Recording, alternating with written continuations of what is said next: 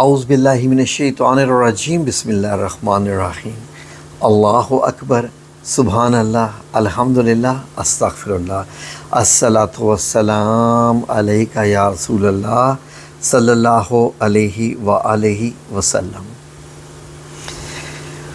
ناظرین، آج میں آپ کو اس چینل کے بنانے کا مقصد بیان کرنا چاہتا ہوں۔ میں چاہتا ہوں کہ آج آپ لوگوں کو وہ راز کی بات بتا دوں جو کہ میں نے آج تک آپ لوگوں کو اشاروں میں تو بتائی ہے، لیکن آج آپ کو کھل کے بتاتا ہوں۔ ناظرین، بات بڑی خاص ہے۔ بات یہ ہے کہ نبی پاک صلی اللہ علیہ وآلہ وسلم آخری نبی ہیں، خاتم النبیین ہیں، کیونکہ آپ نبیوں کے نام پہ مہر ہیں، یعنی کہ ختم کہتے ہیں عربی میں مہر کو۔ تو اسی لیے آپ جو ہے آپ کے بارے میں سورہ احزاب میں بتایا گیا ہے کہ آپ خاتم النبیین ہیں اور آپ کے بعد کوئی نبی نہیں آنے والا۔ جب نبی نہیں آنے والا صلی اللہ علیہ وسلم، ان کی تعلیمات موجود ہیں، ان کی کتابیں موجود ہیں اور آپ کی زیارت ہوتی رہتی ہے۔ آپ روحانی طور پہ آج بھی اپنے چاہنے والوں کو ملتے رہتے ہیں، خوابوں میں ملتے رہتے ہیں، زیارت کرواتے رہتے ہیں اور خاص پیغام بھی دیتے رہتے ہیں، جو کہ انشاءاللہ قیامت تک یہ سلسلہ جاری رہے گا۔ کوئی میری اس بات پہ کوئی بھی ریجیکشن نہیں لگا سکتا، ٹھیک ہے؟ تو اس کا مطلب یہ ہے کہ نبی صلی اللہ علیہ وآلہ، فار ایگزامپل ایک دفعہ میرے ذہن میں آیا جب میں اسکول میں پڑھتا تھا، تو مجھے اسکول میں وہ مانیٹر بنا دیا گیا تھا جس کو آپ پراکٹر بھی کہتے ہیں، تو کسی اور اسکولوں میں کیپٹن بھی کہا جاتا ہے، کہ جب ٹیچر کلاس میں نہ ہو، ٹیچر کلاس میں موجود نہ ہو، باہر کسی کام سے ہو، تو مانیٹر یا کیپٹن یا پراکٹر کا کام ہوتا ہے کہ وہ اس کلاس کا جو کنٹرول ہوتا ہے، کنٹرول سے مراد ہے کہ نظم و ضبط ذرا قائم رکھتا ہے۔ تو جب میں قرآن پاک پڑھ رہا تھا، سورہ البقرہ کی آیت نمبر 103 اور 104 اور 105 میں پہنچا، تو یقین کریں کہ میں حیران ہو گیا کہ اللہ رب العزت نے آپ صلی اللہ علیہ وآلہ وسلم کا نظام کس طریقے سے اس دنیا میں جو ہے وہ قائم رکھنے کا جو ہے ایک نظام بنایا، کہ آپ کا جو ہے وہ آپ کے نائب کچھ نہ کچھ یا کچھ ایسے بندے جو آپ کے کام کو آگے بڑھ کے آپ کی باتیں دوسروں تک پہنچاتے رہیں، آپ کی باتیں۔ ناظرین، یہ آیت وہاں سے شروع ہوتی ہے جو آپ نے بچپن سے پہلی کلاس سے پڑھتے آئے ہیں، وَاعْتَصِمُوا بِحَبْلِ اللَّهِ جَمِيعًا وَلَا تَفَرَّقُوا۔ بڑی خاص آیت ہے، اور قرآن الکریم کی اس آیت کو ہی اگر ہم سمجھ لیں تو سب مسلمان دنیا کے ایک ہو جائیں، لیکن اس ایک آیت پر بھی لوگ عمل نہیں کر رہے۔ اپنے پاکستان میں ہی دیکھ لیجئے، یہ ایک علیحدہ بحث ہے۔ حبل، عربی میں حبل کہتے ہیں رسی کو، ٹھیک ہے جی؟ رسی سے ایک چیز بندھی ہوتی ہے، ٹھیک ہے؟ ایک عقیدہ بندھا ہوتا ہے۔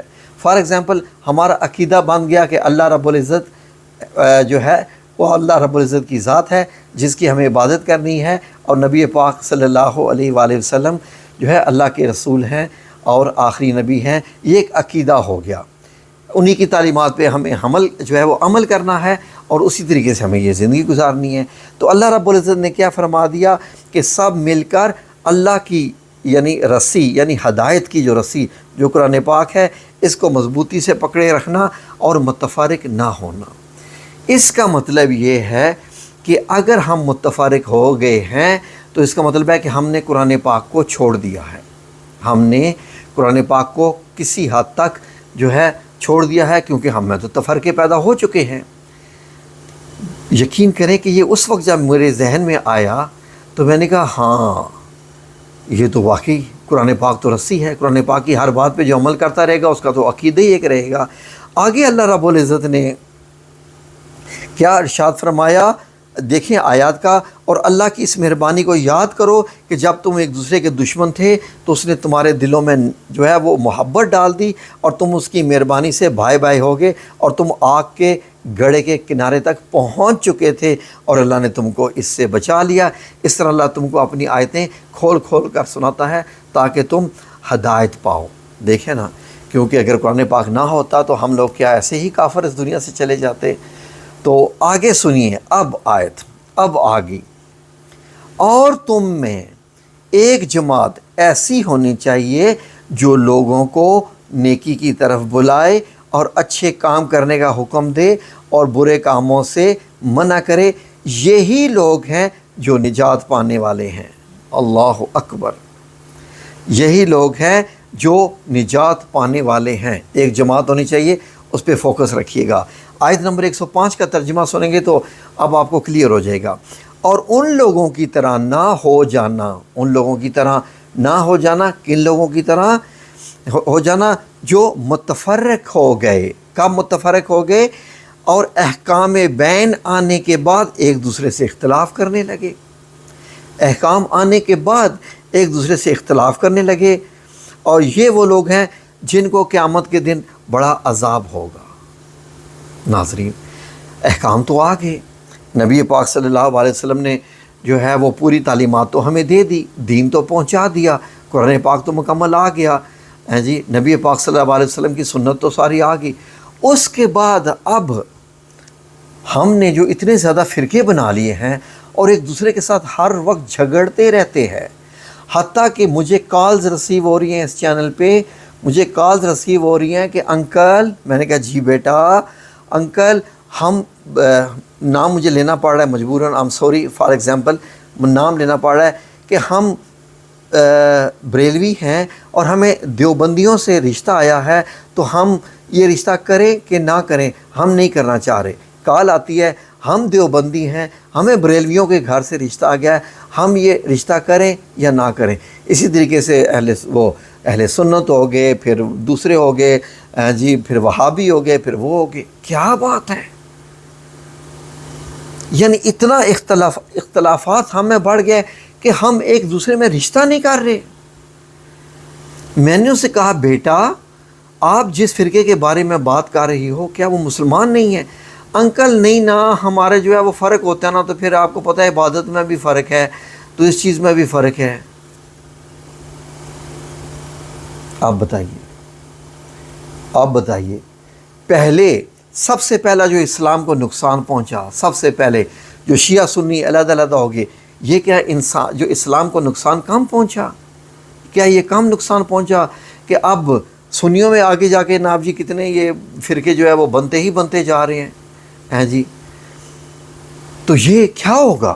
کل کو یہاں پر ایک جہلم میں مدرسہ نکل آتا ہے، میں جہلم شہر میں بیٹھا ہوں، یہاں کوئی مدرسہ بن جاتا ہے، یہاں کا کوئی جو عالم ہے وہ پڑھاتا ہے، تو وہ ایک اور مسلک نکل آئے گا جی کہ یہ مسلک جہلمی ہے۔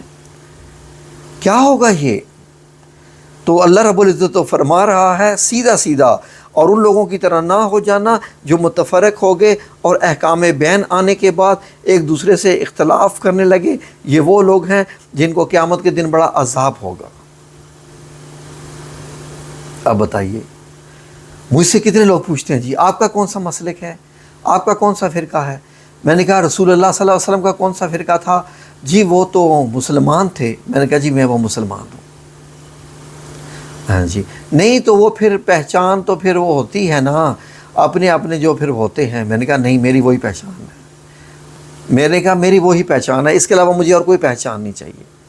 اللہ رب العزت نے قرآن پاک میں فرمایا کہ اللہ نے تمہارا نام مسلمان رکھا ہے، دین ابراہیمی ہے، رسول اللہ صلی اللہ علیہ وسلم دین ابراہیمی کو ہی لے کے آئے جی۔ اب بتائیے کتنا نقصان پہنچے ہمارے ہاں، کتنا نقصان پہنچا ہے، کس قدر نقصان پہنچ رہا ہے۔ مجھ سے پوچھو، میرا کوئی مسلک نہیں ہے، میں صرف مسلمان ہوں۔ جو رسول اللہ کا مسلک تھا وہی میرا ہے، جو رسول اللہ کا دین تھا وہی میرا ہے، جو حضرت ابوبکر صدیق، جو حضرت عمر بن خطاب، جو حضرت عثمان غنی اور جو حضرت علی کرم اللہ وجہہ، یہ سارے رضوان اللہ اجمعین جو ان کا تھا، میرا وہی ہے۔ That's it, the end. اس کے بعد نو مور۔ کیوں کہ ایک حدیث مبارک میں ہے، سن لیجئے، کہ قیامت کے وقت میں جو ہے وہ اس میں پتہ نہیں 72 یا 73 فرقے ہوں گے، جن میں سے صرف ایک فرقہ ایسا ہوگا جو جنت میں جائے گا، باقی جہنم میں جائیں گے۔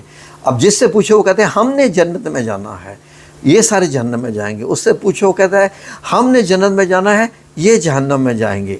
بھائی نہیں، میں کسی فرقے میں نہیں ہوں، الحمدللہ میں کسی فرقے میں نہیں ہوں، یا اللہ معاف، یا میرے مولا کریم میں نے تمہاری اس رسی کو باندھا ہوا پکڑا ہوا ہے، اس رسی کو جو قرآن کریم اور رسول اللہ صلی اللہ علیہ وسلم کی ہے، بس ختم۔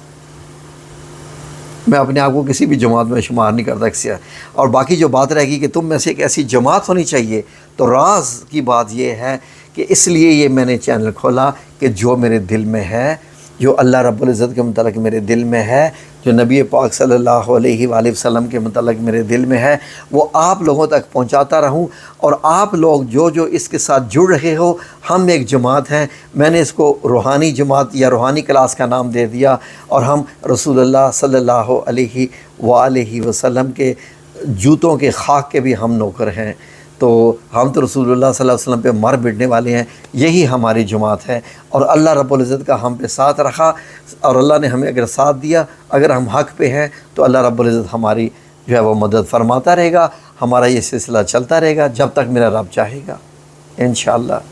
اور انشاءاللہ باذن اللہ تعالی ہم نے رسی کو مضبوطی سے تھاما ہوا ہے انشاءاللہ باذن اللہ تعالی۔ تو الحمدللہ دیکھ لیں، میں سوچتا ہوتا تھا کہ کاش کہ میرے پاس کوئی ایسا میڈیم ہو کہ میں اپنی بات کسی تک پہنچا سکوں۔ بعض دفعہ میرا دل کرتا تھا کہ محلے کے 4 لڑکوں کو اکٹھا کر کے یہ والی باتیں جو ہے وہ کرنا شروع کر دوں۔ میرا بڑا دل کرتا تھا کہ 4-5 لڑکے ملیں اور ان کو میں روک کے یہ باتیں کروں، لیکن جب میں اگر باتیں کرتا تھا تو تو بڑا بڑھنا ہے مولوی، تو مولوی بن گیا ہونا، ہاں جی تو بھی مولویاں اور گلاں کرنا ہے۔ میں کہا کیوں مولوی برے ہوتے ہیں کیا؟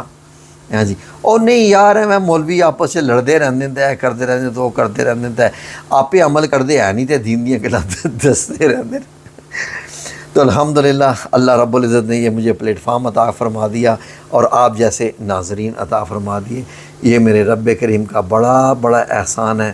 اور میں یہ سمجھتا ہوں کہ یہ رب کریم کی اس بات کی سرٹیفکیشن ہے، یہ شہادہ، عربی میں سرٹیفکیشن کو شہادہ کہتے ہیں، سرٹیفکیٹ یعنی یہ ہے کہ الحمدللہ رب العالمین اللہ رب العزت اس جماعت کو بڑھا رہا ہے، یہ رب کریم کا احسان ہے۔